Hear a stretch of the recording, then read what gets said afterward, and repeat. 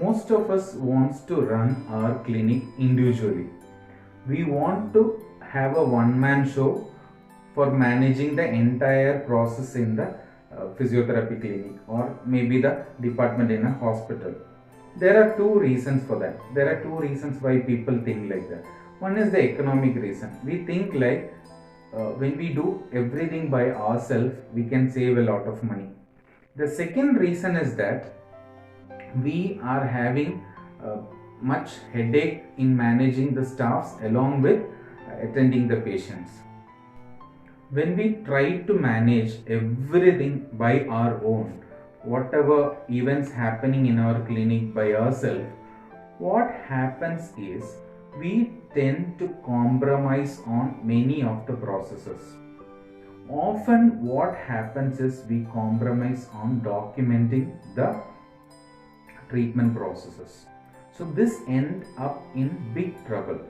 I'll tell you an example. In one small clinic, what happened is when a patient came for the second time, the patient didn't inform the physiotherapist that he is diabetic, and assuming that the patient is non-diabetic, the physiotherapist planned the treatment in such a way, and it ended up in a lot of trouble. So you need to document the entire treatment. Otherwise, next time when the patient comes, you may end up in trouble. You may not remember the entire history of the patient, and patient also may not be telling you because the patient might have already told. So it is very documentation is very important. So when you document the entire entire treatment processes happening in the clinic, that takes a lot of time. So when you are alone, when you are trying everything by yourself, this is what patient don't see. Patient don't see whether you are documenting things and all. So you will compromise on that. That won't that time itself it won't be shown directly that the quality of treatment is getting compromised, but slowly when the patient starts increasing, it directly affects the quality of your service. Next thing what you should know is that the cost of you doing all the work, the cost, maybe you take it as cost per unit time of yourself, will be much higher than that of a supporting staff.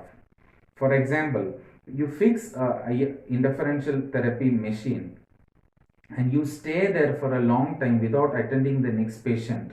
Maybe you may not be able to leave the patient and go and attend another patient. The patient may be an old patient. The patient may require constant observation, constant monitoring of the situation. But if you are staying there and observing the entire thing, monitoring the entire thing, you may fail to attend the next patient.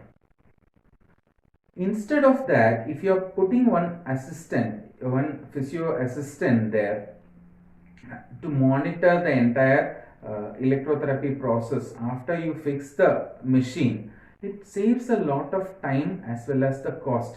This initially won't show any direct impact on the cost and all, but gradually you will come to know, maybe at a very later stage in which you might have lost a lot of value because of this simple thing. So these are the two major things happening. These are the important thing that you may miss out. One is either you may compromise on some kind of service which may be very much essential. Second thing, you tend to lose a lot of time. Your valuable time will be going on waste.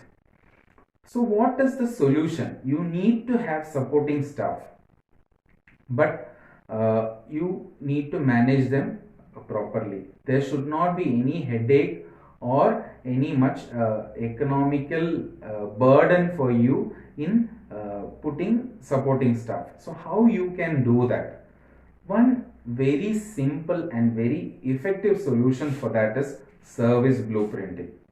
If you have a service blueprint, you can add much value for the entire process of your services happening in a physiotherapy clinic. When different brains of different frequencies are working in coordination with each other, you need to have a service blueprinting.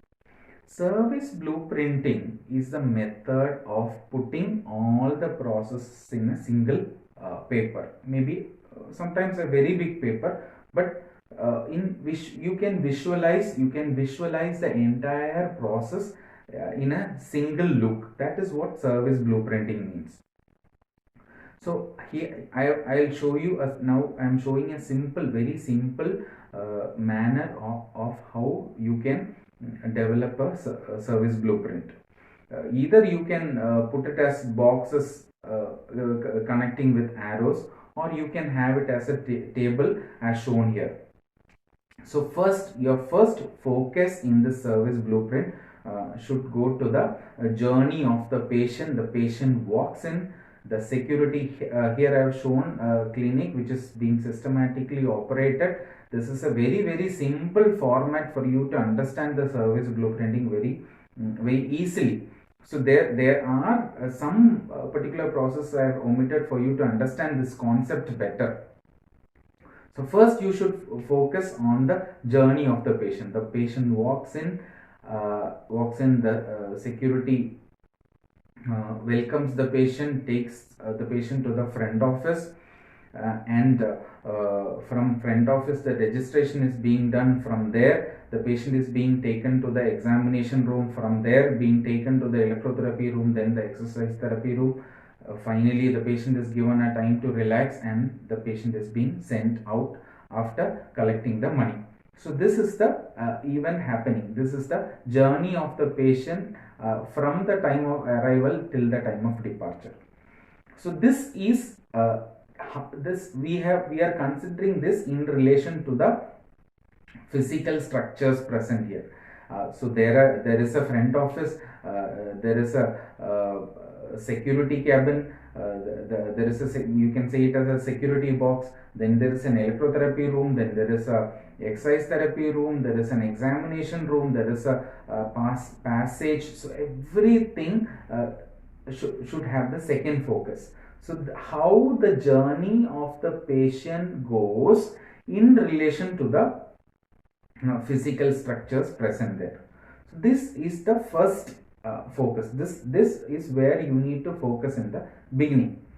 Now we should look at the actions taken by the front line staffs. So who all are there in the front stage? So security is there in the front stage, the receptionist or the front office executive is there in the front stage, the physiotherapist is there in the front stage. So what all are these people doing? All their actions. So these all are the third focus in one particular segment. So the first shown segment or the outstage segment is finished.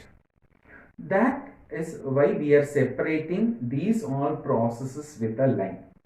So now what you need to understand is when we have to do a registration, there are a lot of events happening within that. There are a lot of unseen or maybe like unattended events by the patient happening in the backstage. If you look at a restaurant, the food the waiters may be serving the food. This is a classical example, very easy to understand. So the waiter may be serving the food. So the customer is not aware that how the food is being prepared at the kitchen. So this is how it goes. So behind the stage, what happens? So that in relation with this particular event, the patient walks in. At that time, what happens in the backstage? That is also analyzed. That is also put in the same service blueprint itself. You can see that the print is being taken at that time. Then the next thing, so many processes are happening here, in which you can see in this uh, table very clearly. Then one more line to separate what are the communications that should happen within this time. Then everything is framed with a time. There is a time frame for each and everything. So when the patient comes in, how much time we should give for welcoming the patient, how much time we should give for the registration, how much time the patient should wait. This all things should be scheduled in a proper manner that you can give a proper appointment. So where and all we can save time, where and all we can save the cost, how different brains can coordinate and work in a very effective manner. So this everything will come in a service blueprint. So I hope you might have understood what is a service blueprint and what is the importance of it, in which way you can use it. So if you want to learn more about constructing a service blueprint, you can let me know. I am very much eager to put more videos on service blueprinting, because this is very important, one of the very important process in the entire workflow management when we consider physiotherapy.